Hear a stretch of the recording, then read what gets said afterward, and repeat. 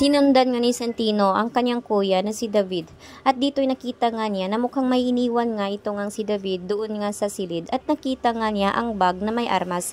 Kaya naman agad nga niya itong kinuha at dinala nga niya ito at pinakita nga niya kay Marites.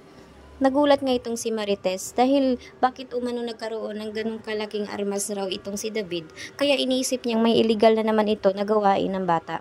Kaya naman ngayon ay tinawagan nga niya itong ang si Ramon upang papuntahin nga dito sa ospital upang ipakita dito sa kanya na may nakita umano silang armas. Subalit nga ay hindi nga nakapagpunta nga itong ang si Ramon doon dahil sinabihan niya itong si Marites na hindi nga siya makakapunta sa loob dahil na nga rin ay maraming ang pulis dito. Kaya naman ay sinabi na lang niya dito na bakit umano may armas. Hindi naman niya sinabi na galing ito kay David dahil iniisip niya kay Ramon nga ito.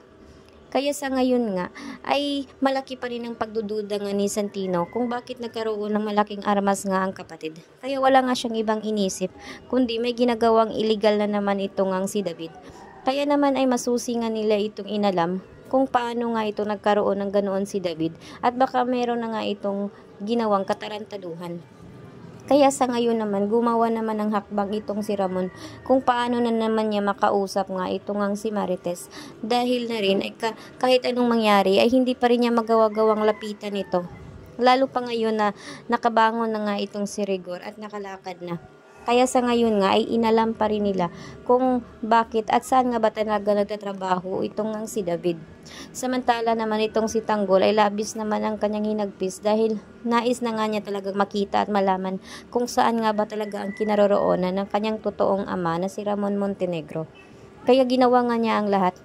At kahit pa makapatay siya ng maraming tao, ay sadyang gagawin niya ito, basta malaman lang niya kung nasaan nga ba talaga ang kanyang tunay na ama. Wala siyang kaalam-alam na ginago na pala siya ni Agustus dahil nga ay nagsumbong nga ito sa Mamba Cartel. Kaya kinabahan na nga ito ngang si Agustus dahil baka naman itong Mamba Cartel naman ay magsumbong naman dito kay Tanggol, ay tiyak mayayari nga siya dito.